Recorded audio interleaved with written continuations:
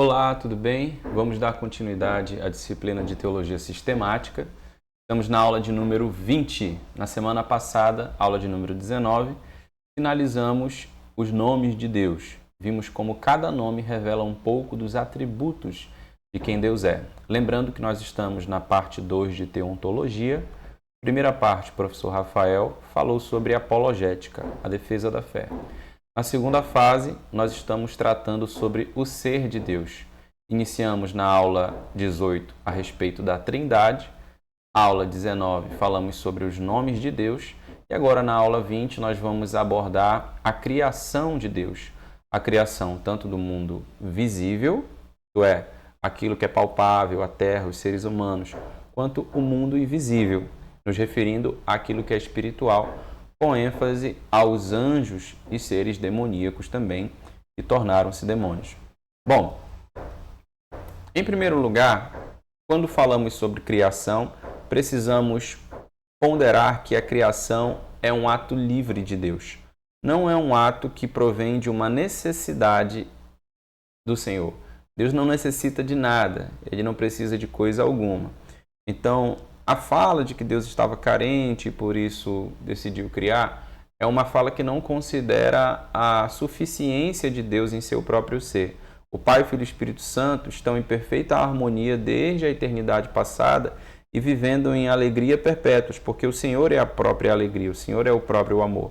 Mas por um ato de amor, Ele decidiu criar criaturas semelhantes a Ele, como nós, que fomos feitos à sua imagem e semelhança, e outras criaturas também, para nós podermos nos relacionar, desfrutar e ser parte dessa criação, desse propósito de Deus. Então, Efésios capítulo 1, versículo 11, diz que ele faz todas as coisas segundo o conselho da sua vontade. Atos 17, versículo 25, abra comigo, por favor. Atos capítulo 17, versículo 25.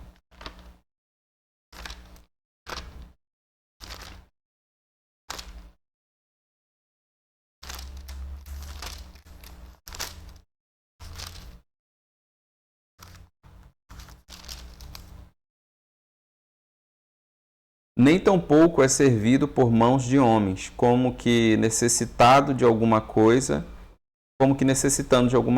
pois ele mesmo é quem dá a todos a vida e a respiração e todas as coisas. Deus não necessita de nada, ele dá tudo o que nós precisamos. Então ele cria por um ato de misericórdia. Em segundo lugar, qual é o motivo pelo qual Deus cria? Para a glória do seu nome. Todas as coisas foram criadas para a glória de Deus. E essa é, inclusive, a resposta para a pergunta essencial da filosofia.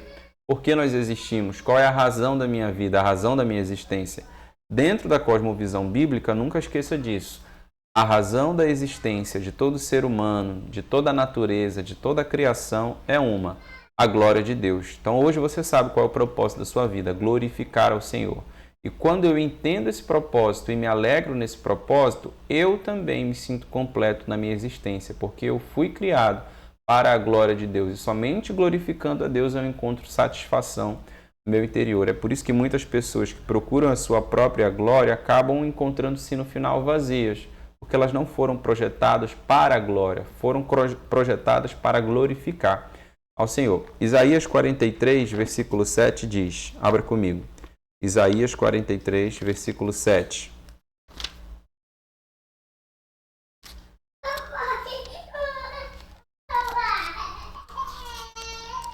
Isaías 43, 7 diz assim: A todos os que são chamados pelo meu nome e os que criei para minha glória, eu os formei. Sim, eu os fiz. Todas as coisas foram criadas para a glória de Deus. E esse Deus, como nós vimos, ele é um Deus trino, Pai, Filho e Espírito Santo. Todos os três estiveram presentes na criação.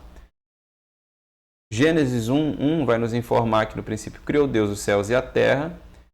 A terra estava, porém, sem forma e vazia. O Espírito de Deus pairava sobre a face das águas. Então o Espírito Santo esteve presente na criação, tanto como o Pai esteve presente na criação e o Filho também. Hebreus capítulo 1, versículo 10, abra comigo.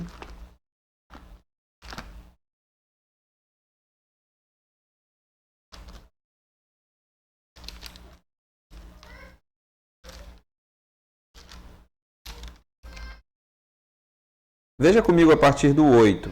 O autor aos Hebreus está fazendo uma declaração a respeito do Filho. Mas do Filho diz: ó Deus, o teu trono subsiste pelo século dos séculos, cetro de equidade é o cetro do teu reino. Amaste a justiça e aborreceste a iniquidade. Por isso Deus, o teu Deus, te ungiu com óleo de alegria mais do que a teus companheiros. Agora veja o 10. E tu, Senhor, quem? O Filho. No princípio fundaste a terra, e os céus são obra de tuas mãos. Portanto, o Pai, o Espírito Santo e o Filho estiveram presentes no ato da criação. Agora vamos nos deter, a princípio, com a criação invisível de Deus, isso é, o mundo espiritual, com enfoque aos anjos. A pergunta que nós fazemos é: quando os anjos foram criados? Em que momento da criação? Não há uma distinção a priori entre uma criação que ocorreu antes do período dos 7 dias para o mundo invisível e uma criação que ocorreu durante o período de 7 dias para o mundo invisível.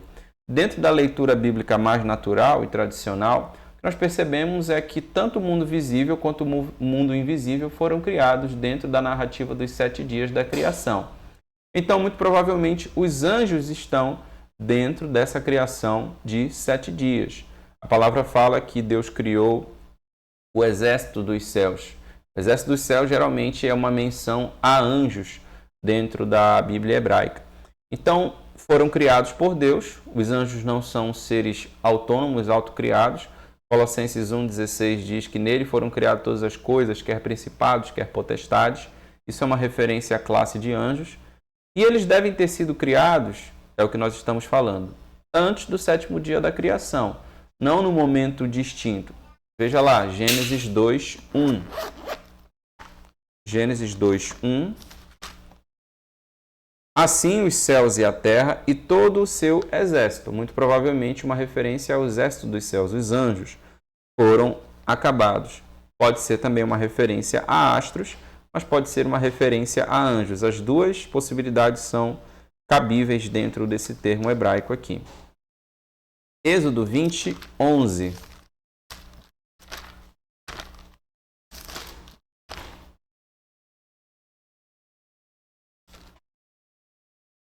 Porque em 6 dias fez o Senhor os céus e a terra, o mar e tudo que neles há. E ao 7º dia descansou. Então, em 6 dias, Deus criou todas as coisas existentes, inclusive o mundo invisível, muito provavelmente. Quando? Possivelmente no 1º dia. O teólogo Wayne Grudem ele vai defender a possibilidade dos anjos terem sido criados, não no 2º nem no 3º, mas provavelmente no 1º dia da criação. Por quê? Veja comigo Jó, capítulo 38, versículo 6. Jó 38, 6.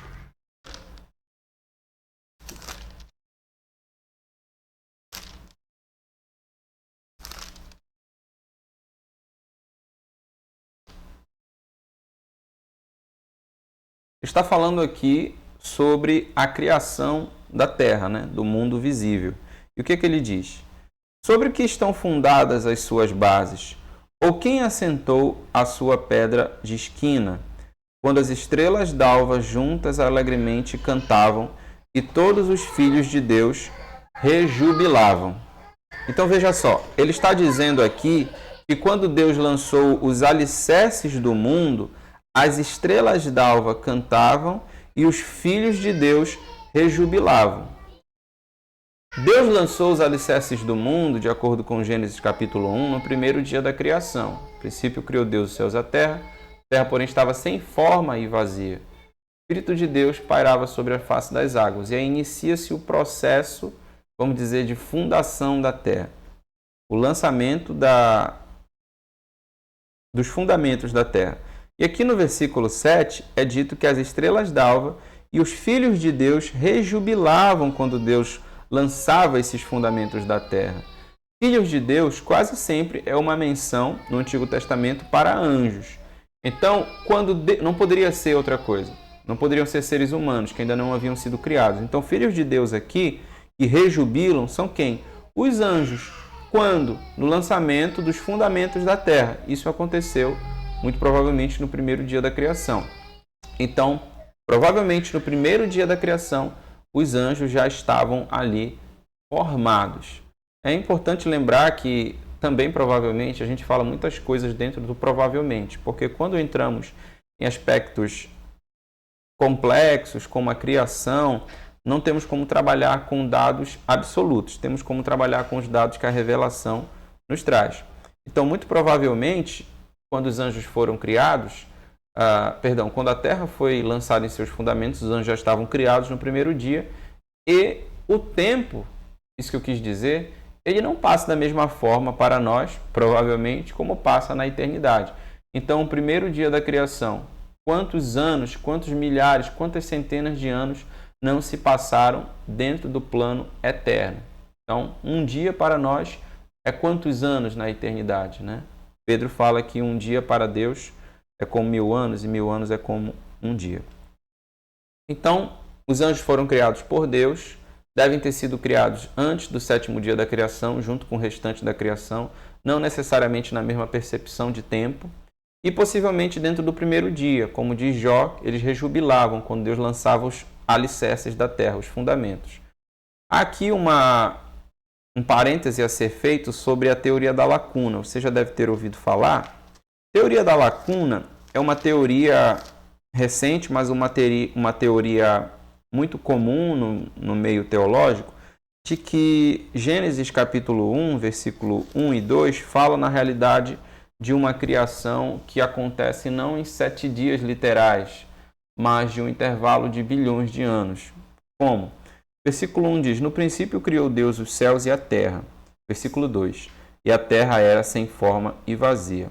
Essa palavra era, a terra era, é o verbo ser, o verbo havá no hebraico. E aqui pode ser não somente era, mas como se tornou, está se tornando. É a conjugação do verbo ser. Gramaticalmente é possível ler: e a terra se tornou, ou tornou-se sem forma e vazia. Alguns vão entender que entre o versículo 1, em que Deus criou os céus e a terra, e o versículo 2, há uma lacuna de bilhões, centenas de bilhões, talvez de anos, não sabemos exatamente. E no versículo 2, inicia-se então a criação dos 7 dias. Isso é explicável a partir dos dados científicos, por exemplo, com relação aos dinossauros. Dizem que encontramos fósseis de dinossauros de bilhões de anos existentes na Terra, mas a cronologia bíblica vai apontar para uma realidade de milhares de anos, porque esses dinossauros eles viveram na primeira criação. Seria o versículo 1. No princípio criou Deus os céus e a terra. Ok, algo aconteceu.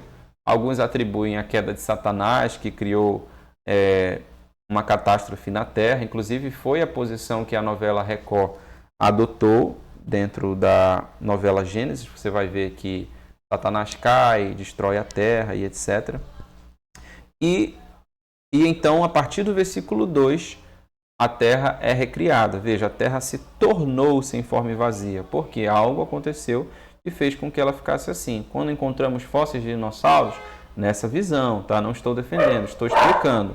Significa que eles fazem parte desse primeiro momento. Bom, é uma teoria da lacuna, mas eu acredito que ela seja improvável, porque não há nenhum outro texto bíblico que defenda uma possível primeira criação que passou por algum cataclisma que a inviabilizou e foi necessária uma segunda criação. Não temos informações totalmente esclarecedoras. Deuteronômio 29, 29, né? Quando o cristão não sabe o que responder, ele diz, Deuteronômio 29, 29. As coisas encobertas pertencem ao Senhor nosso Deus, porém a nós as reveladas e aos nossos filhos. Anjos, angelologia. É angelologia mesmo o nome da área de estudo, não é angiologia. Angelos é um termo grego utilizado na Septuaginta, você sabe que é a Septuaginta, para traduzir o hebraico malak, mensageiro. Então, anjo em essência significa mensageiro, transcrito no latim por sua vez como angelos e no português como ângelo. Anjo. Então, no hebraico é malak, no grego angelos, no latim angelus e no português anjo. Quantas vezes os anjos são mencionados nas Escrituras? Cerca de 108 vezes no Antigo Testamento e 175 no Novo Testamento, uma proeminência maior no Novo Testamento.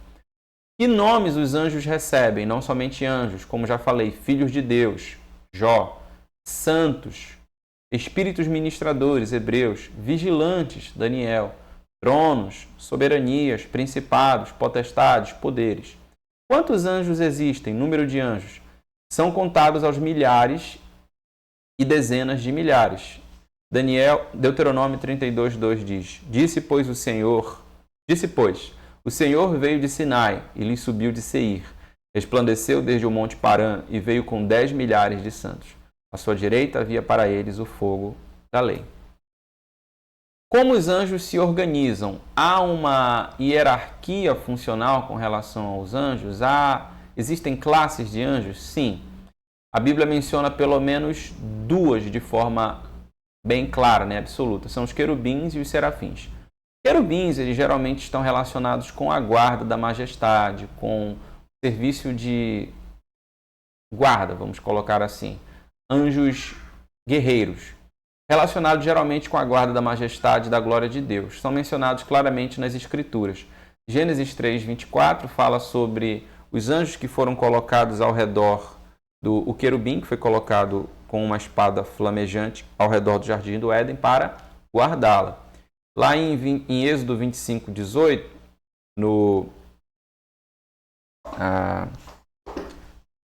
na Arca da Aliança, foram colocados 2 anjos, simbolizando a proteção ali da lei, do cajado de Moisés e do maná, que estavam inseridos dentro da Arca da Aliança. Serafins, somente uma vez eles são mencionados, em Isaías 6:2. A etimologia de serafim significa ardente, algo que é brilhante. Não há muita clareza com relação às suas funções, mas parecem estar mais relacionados à adoração, talvez. Então, querubins, por um lado, são anjos guerreiros, e serafins parecem estar relacionados com a adoração, estão muito próximos de Deus. Organização dos anjos, ainda. Querubins, serafins, e temos as classes que são mencionadas especialmente por Paulo: principados, potestades, tronos, soberanias, poderes e domínios. Estes nomes também são aplicados a forças espirituais malignas em Efésios 6:12. Geralmente nós relacionamos esse nome principado, potestade, com algo ruim. Sim, mas também são classes de anjos naturais, anjos bons, vamos colocar assim. Quando Paulo fala em Colossenses que nele foram criadas todas as coisas, quer principados, quer potestade, poderes, soberanias, são classes de anjos. Deus criou anjos e não demônios. E aqui em Efésios capítulo 6, versículo 12, eles são mencionados já como forças espirituais malignas, que nós devemos combater através da oração, através da armadura do Espírito, que é mencionada lá em Efésios capítulo 6. Há ainda 2 tipos de anjos que são mencionados por nomes. São eles Gabriel e Miguel. São arcanjos, Na verdade, o único que é chamado de arcanjo é Miguel. Gabriel, ele geralmente está relacionado com mensagens, com a transmissão de uma mensagem muito importante que vai mudar o rumo da humanidade, enviada por Deus. Mas Gabriel e Miguel são os únicos que são mencionados pelo nome. Há também o anjo Abaddon, que é mencionado em Apocalipse, e são anjos mencionados por nomes próprios. Daniel 8:16, quando ele vai levar a mensagem a Daniel do fim dos tempos. 9:21, no contexto das 70 semanas. Lucas 1:19, Gabriel aparece para anunciar o nascimento virginal, a vinda do Messias, e outros textos. Seres viventes, Ezequiel, Apocalipse fala sobre seres ali com uma forma muito misteriosa, com rodas, com diversos olhos e etc. E há ainda o anjo do Senhor, que é uma figura bem misteriosa e complexa de se compreender. Com relação ao anjo do Senhor, é interessante que algumas passagens falam do anjo do Senhor como sendo um anjo de Deus, e outras demonstram o anjo do Senhor como uma própria manifestação de Deus, uma teofania, vamos colocar assim. Por exemplo, algumas passagens dão a entender que o anjo do Senhor, ele é o próprio Deus manifestando-se naquela ocasião. Por exemplo, veja comigo Êxodo 3, 2, o episódio da sarça ardente.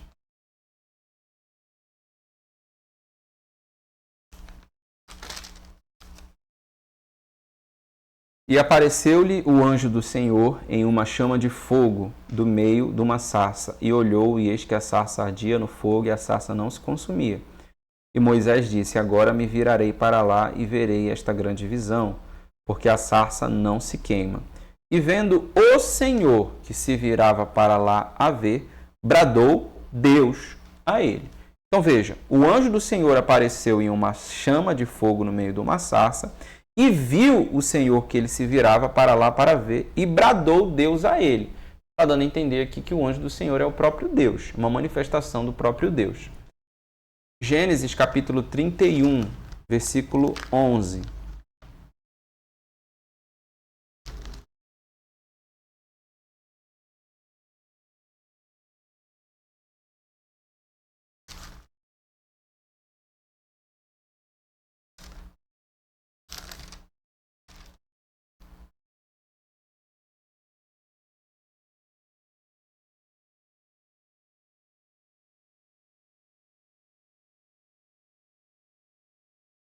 E disse-me o anjo de Deus em sonhos: Jacó.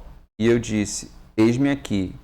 E ele disse: levanta agora os teus olhos e vê que todos os bodes que cobrem o rebanho são listrados, salpicados e malhados, porque tenho visto tudo que Labão fez. Eu sou o Deus de Betel.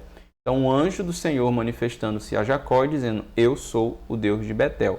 A própria manifestação de Deus, uma teofania, né? Gênesis 16 também fala da narrativa do sacrifício de Isaac. Gênesis 16, 10. Disse-lhe mais o anjo do Senhor: multiplicarei sobremaneira a tua semente, e não será contada por numerosa que será. Disse-lhe também o anjo do Senhor: eis que concebeste e terás um filho, chamarás o seu nome Ismael, porquanto o Senhor ouviu a tua aflição. E ele será homem bravo, e a sua mão será contra todos, e a mão de todos contra ele. E habitará diante da face de todos os seus irmãos. E ela chamou o nome do Senhor que falava com ela: tu és Deus da vista. Na realidade é o encontro de Agar com o Senhor, mas o anjo do Senhor apareceu aqui e ele é chamado por ela de tu és o Deus da vista, porque disseste: não olhei também para aquele que me vê. E também, agora sim, no episódio de Isaac, versículo 22, capítulo 22.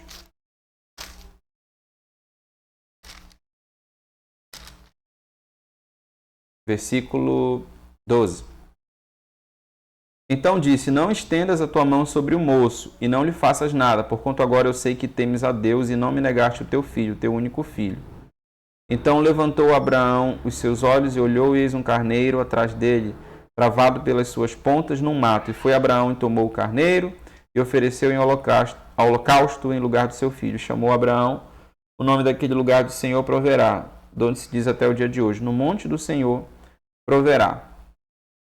É interessante que ele diz aqui, a partir do versículo 11: mas o anjo do Senhor, desde os céus, bradou e disse: Abraão, Abraão. E ele disse: eis-me aqui. Deixa eu só verificar qual é o versículo que faz a ligação aqui.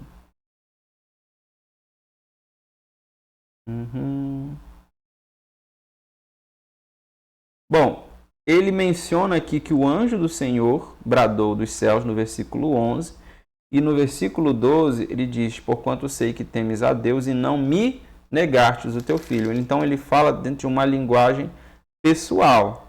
No versículo 15 ele diz: então o anjo do Senhor bradou a Abraão pela segunda vez desde os céus e disse: por mim mesmo jurei, diz o Senhor. Então o anjo falando como o Senhor, o anjo se revelando como o Senhor, não como um enviado do Senhor, mas falando como o próprio Senhor. Em outras ocasiões, o anjo do Senhor parece distinguir-se de Deus, então parece ser um enviado apenas. Por exemplo, 2 Samuel 24, 16. 2 Samuel 24, 16.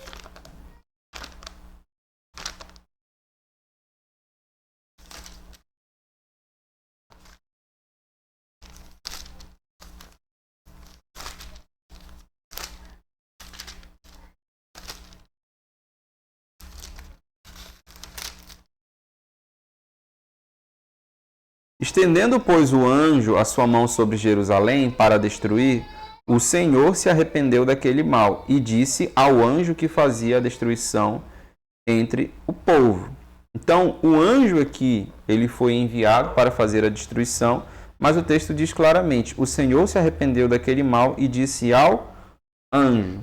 Então, o anjo recebeu uma mensagem do Senhor, não é o próprio Senhor falando através do anjo. A gente pode ver também Zacarias 3:1.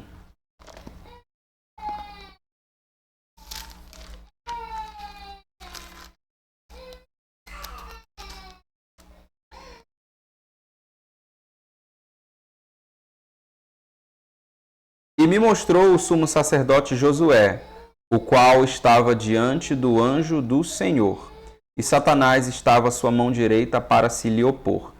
Mas o Senhor disse a Satanás, o Senhor te repreende, ó Satanás. Sim, o Senhor que escolheu Jerusalém te repreende. Não é este um tição tirado do fogo? Ora, Josué, vestido de vestidos sujos, estava diante do anjo. Então, falando, ordenou aos que estavam diante dele, dizendo, tirai-lhe esses vestidos sujos. E a ele lhe disse, eis que tenho feito com que passe de ti a tua iniquidade, e te vestirei de vestidos novos. Versículo 6. E o anjo do Senhor protestou a Josué, dizendo, assim diz o Senhor dos Exércitos. Então veja, há uma diferença aqui. Versículo 6. O anjo do Senhor protestou a Josué, dizendo, versículo 7. Assim diz o Senhor dos Exércitos. Ele não se identifica como o Senhor, mas ele transmite uma mensagem da parte do Senhor. Diferente de outros textos que nós lemos em que ele se identifica. Então viu o Senhor, falou o Senhor através do anjo. O anjo do Senhor é uma figura misteriosa. Ele aparece em poucas ocasiões. Outra questão que geralmente é levantada, existem anjos da guarda? Bom, as escrituras claramente falam dos anjos protegendo o povo de Deus. Agora, se existe um anjo específico para cada pessoa, é algo que nós podemos ponderar, e examinar. Por exemplo, Atos capítulo 12, versículo 15. Veja lá, Atos 12, 15. Fala sobre um possível anjo que protegia o apóstolo Pedro. Atos capítulo 12, versículo 15. 13. E batendo Pedro à porta do pátio, uma menina chamada Rode saiu a escutar. E conhecendo a voz de Pedro, de gozo não abriu a porta, mas correndo para dentro anunciou que Pedro estava à porta. E disseram-lhe, estás fora de ti. Mas ela afirmava que assim era, e diziam, é o seu anjo. Então não era Pedro, porque Pedro estava preso, lembra? E como eles ouviram Pedro batendo a porta e a voz de Pedro, eles exclamaram, é o seu anjo. Então não era Pedro, mas era o anjo que guardava a Pedro, se identificava com Pedro. Então há uma possível abertura ali, uma possível base para uma crença no anjo da guarda. Mateus capítulo 18, versículo 10.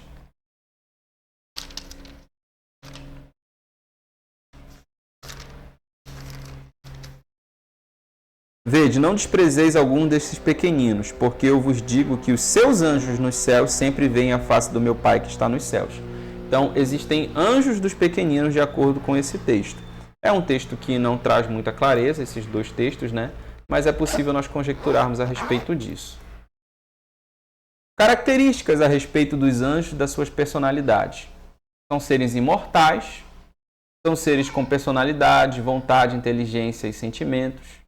Eles são criaturas inteligentes, mais inteligentes que os homens, se alegram, A alegria nos céus quando o pecador se arrepende, falam, se movimentam. São seres espirituais, eles não possuem corpo semelhante ao corpo humano, mas eles podem vir em forma corpórea.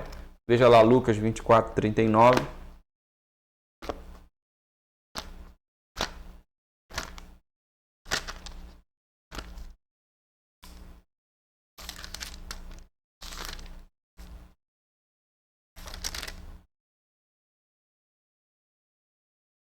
Vede as minhas mãos e os meus pés, que sou eu mesmo. Apalpai-me e vede, pois um espírito não tem carne nem ossos, como vede que eu tenho. Eles são espíritos e não possuem carne e nem osso. Eles não são como nós. Jesus está dando um exemplo aqui quando ele ressuscitou, que eles apalpassem ele e vissem que ele não era como um anjo, um espírito. São invisíveis, a não ser que assumam forma humana para fins específicos. Grande número deles pode estar presente em um pequeno espaço. Lucas 8:30.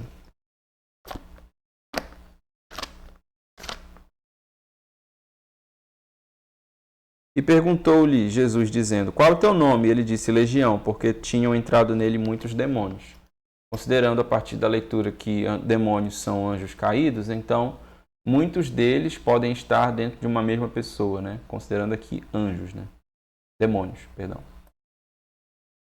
Bom, agora vamos falar sobre demonologia. O que a Bíblia nos fala a respeito da criação, ou melhor dizendo, da transformação de anjos e demônios, né? Dentro da nossa leitura tradicional.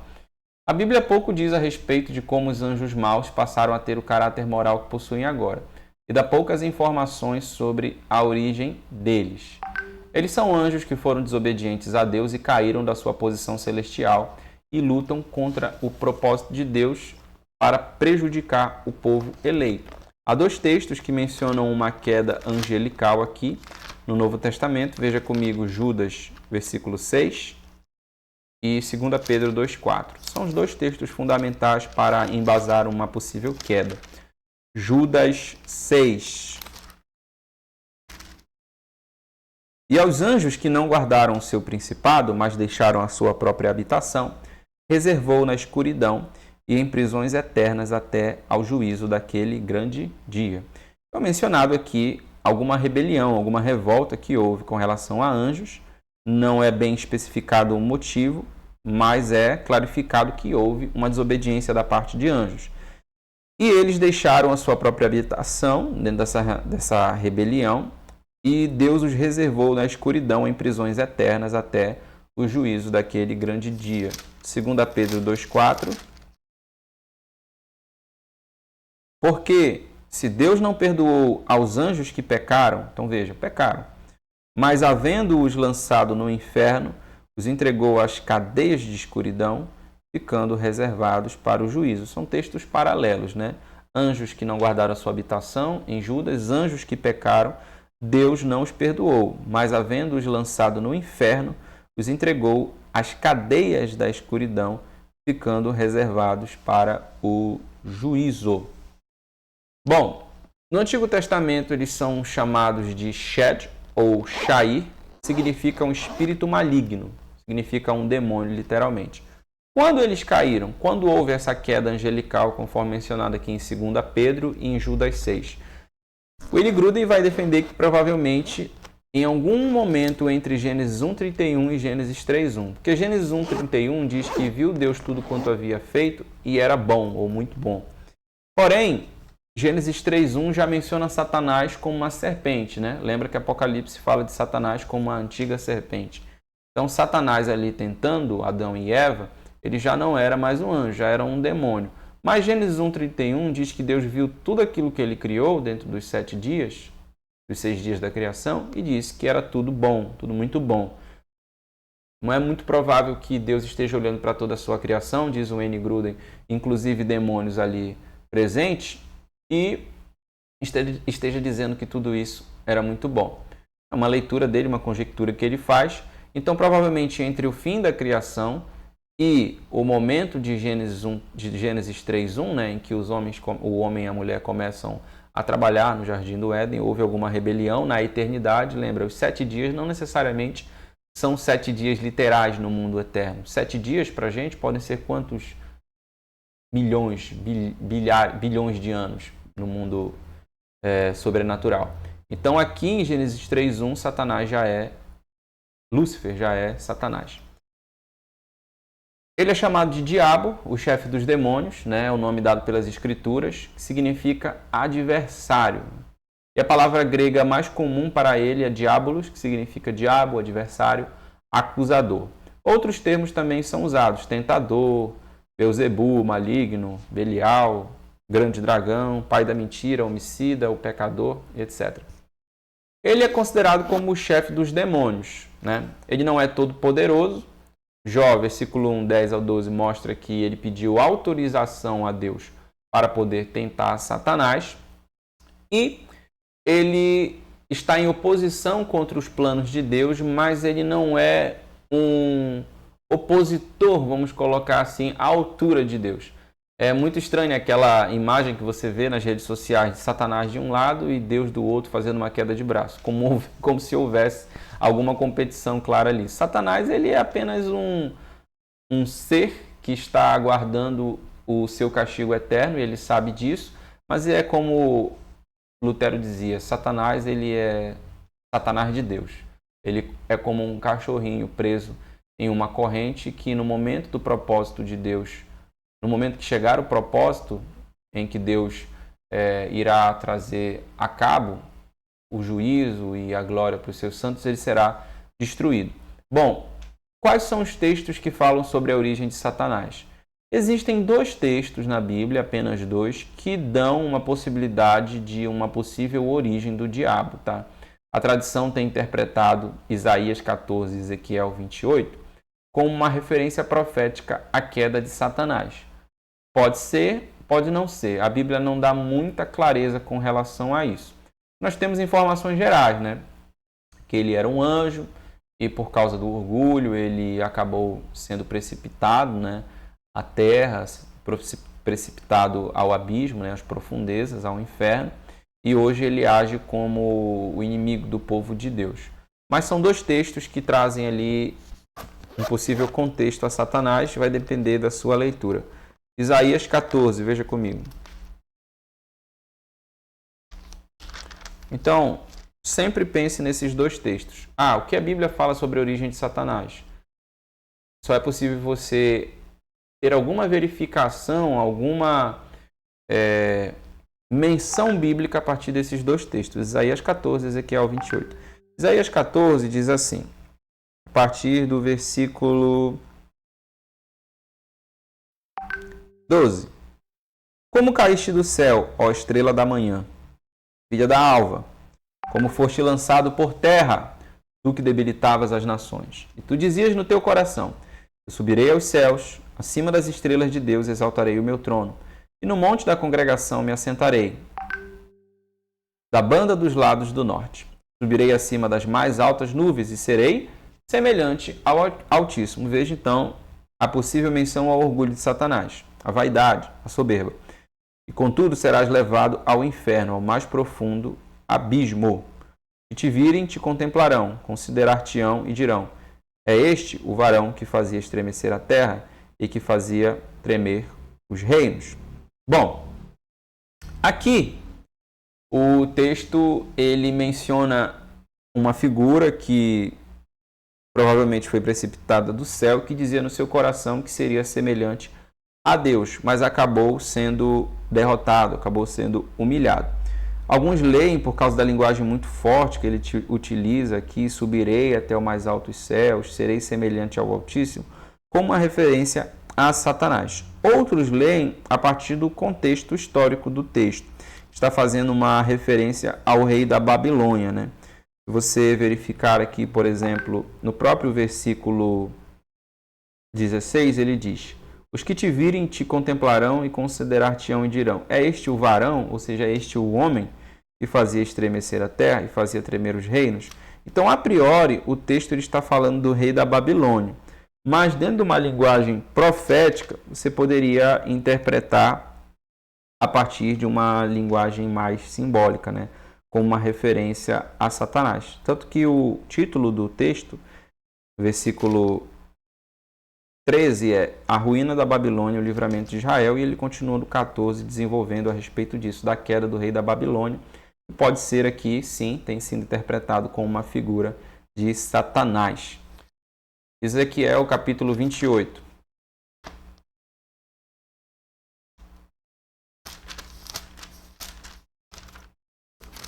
Ezequiel capítulo 28 diz assim: E veio a minha palavra do Senhor dizendo, filho do homem, dize ao príncipe de Tiro. Então, dentro do contexto histórico, o texto é uma referência ao príncipe de Tiro, né? Tiro e Sidom. Mas a partir de uma linguagem profética, por causa da linguagem muito forte que é utilizada, pode ser interpretado como uma referência a Satanás. Veja comigo a partir do versículo 14. Tu eras querubim ungido para proteger. Então veja uma linguagem angelical para esse ser aqui, que parece extravasar, ultrapassar a realidade humana. Tu eras querubim ungido para proteger, e te estabeleci. No monte santo de Deus estava, no meio das pedras afogueadas andava. Perfeito eras nos teus caminhos, desde um dia que foste criado, até que se achou iniquidade em ti. Então era um querubim ungido, andava no meio das pedras de Deus afogueadas, no monte santo do Senhor, era perfeito desde o dia que foi criado. Foi criado exclusivamente de Deus, não nasceu, até que se achou iniquidade em ti. A multiplicação do teu comércio se encheu o teu interior de violência e pecar-te, pelo que te lançarei profanado fora do monte de Deus, e te farei perecer, ó querubim protetor, entre as pedras afogueadas. Elevou-se o teu coração por causa da tua formosura, corrompeste a tua sabedoria por causa do teu resplendor. Por terra te lancei, diante dos reis te pus, para que olhem para ti. Então, a possível linguagem aqui a respeito da queda de Satanás. Isaías 14 e Ezequiel 28 são os dois textos. A Bíblia não é muito clara com relação à origem dele, mas ela já a toma por assumida, que existe o diabo, existe Satanás, e ele atrapalha os planos do povo de Deus e tenta destruí-los. Bom, agora é interessante que existe um terceiro nome, que é utilizado geralmente no contexto católico, que é Lúcifer. Agora, por que Lúcifer? Lúcifer, na realidade, é não somente uma menção que é dada a Satanás, mas também a Jesus, acredite. Em Apocalipse, Jesus é chamado de Lúcifer, porque é a estrela da manhã, a brilhante estrela da alva. Então, Lúcifer, na realidade, não é um nome do diabo. Significa um astro brilhante, uma estrela brilhante, uma estrela da manhã. A questão é que quando Jerônimo, que era um estudioso católico, ele foi fazer a tradução da Bíblia para o latim, lá em Ezequiel, lá em Isaías, onde é dito assim: como caíste do céu, ó estrela da manhã?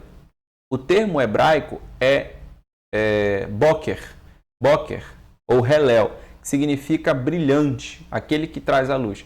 Então, onde aparecia ali, como caíste do céu, ó estrela da manhã, Jerônimo substituiu por Lúcifer, que significa estrela da manhã em latim.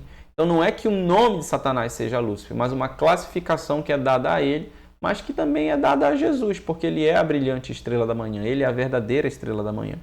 No latim diz: Commodo sediciste de caelo Lúcifer, que mane oribe aris, corruste interram qui vulnerabas. Gentes, que como caíste do céu, a estrela da manhã, filho da alva, como foste lançado por terra, tu que debilitavas as nações. Então, esse termo aqui, ó, estrela da manhã, foi traduzido por Dicaelo Lúcifer, que significa literalmente Helel, brilhante, no hebraico. Se refere a astros, não necessariamente ao nome de Satanás. Por exemplo, de acordo com Carlos Augusto Vailate, a mesma Vulgata utiliza esse mesmo termo em outras passagens, nem sempre para se referir a alguém, um ser angelical, mas também a astros. Por exemplo, Jó 11:7, Boker é traduzido por manhã no hebraico, né, e no português, e ele coloca Lúcifer. Salmo 110:3, o hebraico é Mishar, que é alvorada, e é traduzido por Lúcifer, Lucifero. Helel, brilhante, é traduzido por Lúcifer. 2 Pedro 1:19, fósforos, que é a estrela d'alva, no grego, fósforos, estrela d'alva é a tradução, e no latim foi colocado como Lúcifer, que é a estrela d'alva. Então não é o nome de Satanás. Bom, quais são as atividades de Satanás? Ele tenta os homens ao pecado, ele engana. Vários textos falam sobre ele sendo tentador e aquele que engana, atrapalha, usa doenças físicas para afligir os cristãos, como mudez. Lucas 9:17 fala sobre a cura de um mudo que estava endemoniado, né? Lucas 9:17.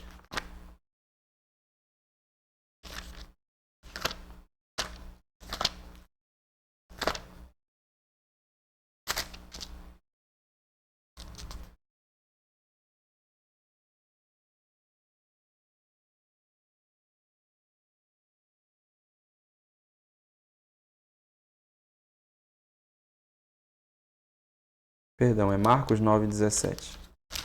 É bom que a gente faz ao vivo, né? Marcos 9:17.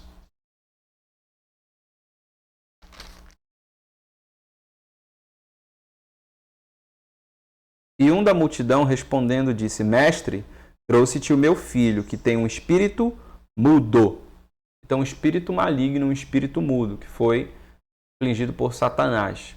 Mudez e surdez, cegueira e surdez. Mateus 12:22. Trouxeram-lhe então um endemoninhado, cego e mudo. Possessões demoníacas são comuns no Novo Testamento, acontecem até os dias de hoje. A expressão técnica é ter um demônio ou estar endemoninhado, não é endemoniado, é endemoninhado mesmo.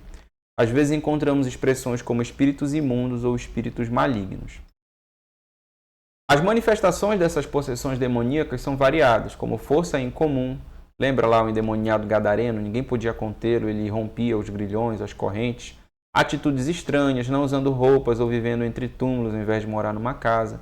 Ainda os demônios, em Gadara. Comportamento autodestrutivo, se lançava no fogo, se lançava na água.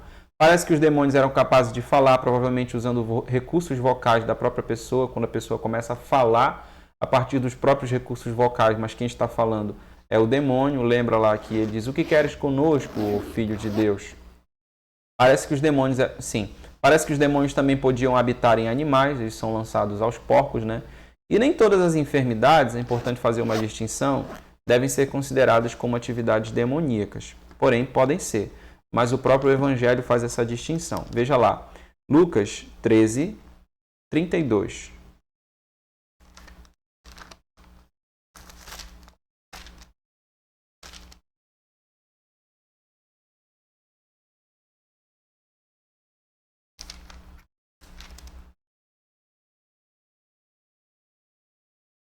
E lhes respondeu: Ide e dizei àquela raposa, Herodes, Eis que eu expulso demônios e efetuo curas. Hoje, amanhã e no terceiro dia sou consumado. Então, expulso demônios e efetuo curas. São coisas diferentes. Não necessariamente uma enfermidade ela é de origem demoníaca. Pode ser de origem natural e pode, inclusive, ser afligida pelo próprio Deus, como algum tipo de tratamento, como algum tipo de resposta ao pecado. 4:24. E a sua fama correu por toda a Síria, e traziam-lhe todos os que padeciam, acometidos de várias enfermidades e tormentos, os demônios, os lunáticos e os paralíticos, e ele os curava. Então veja, traziam-lhe todos os que padeciam, acometidos de várias enfermidades e tormentos, os demônios, os lunáticos e os paralíticos. Então, enfermidades e tormentos são uma coisa, endemoninhados são outra coisa, lunáticos, paralíticos, e ele os curava. Entretanto, nós podemos ter triunfo sobre esses espíritos malignos. Eles podem ser resistidos, Tiago 4:7 nos diz: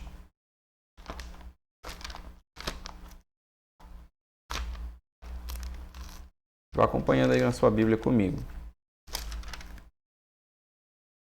Sujeitai-vos, pois, a Deus e resisti ao diabo, e ele fugirá de vós.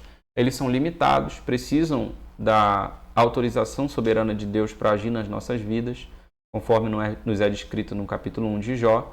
Eles devem ser expulsos pela autoridade de Cristo, não pela nossa autoridade, no nome do Senhor Jesus, que é o nome que está acima de todo nome. Atos 8:7.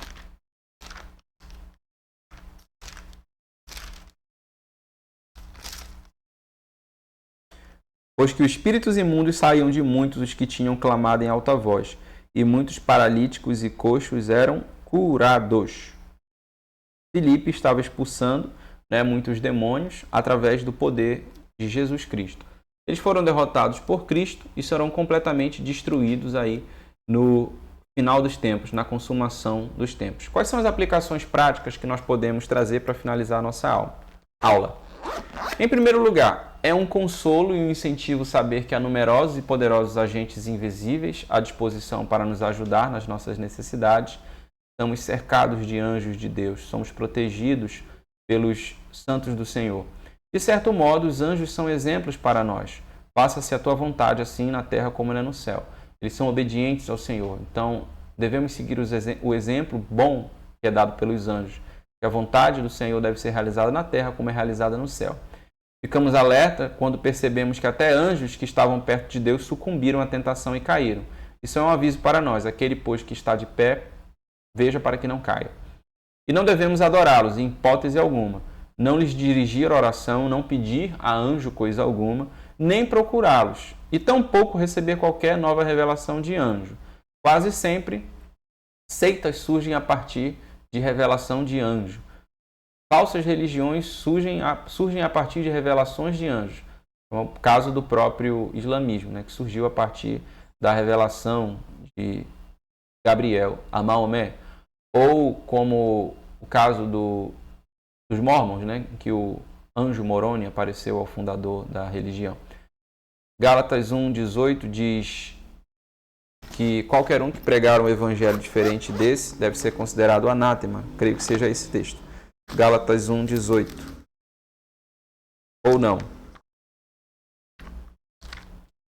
Vamos abrir.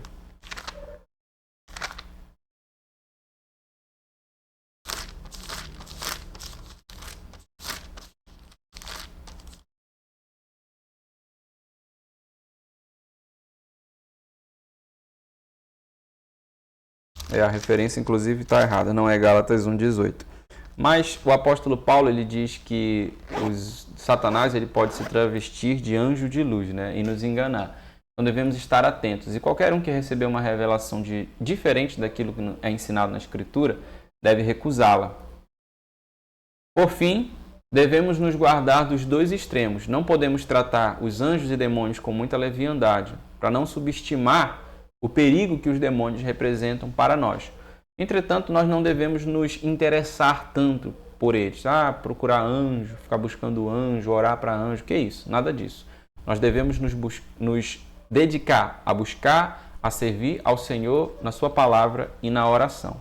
Mas nós ganhamos confiança ao perceber que, por mais poderosos que sejam Satanás e seus cúmplices, há limites definidos com respeito ao que podem fazer. Podemos, portanto, pela graça de Deus, resistir a ele com sucesso. E podemos saber que sua derrota final é certa, pois Satanás e seus anjos serão lançados no lago de fogo e enxofre para sempre. Obrigado. Até a aula 21.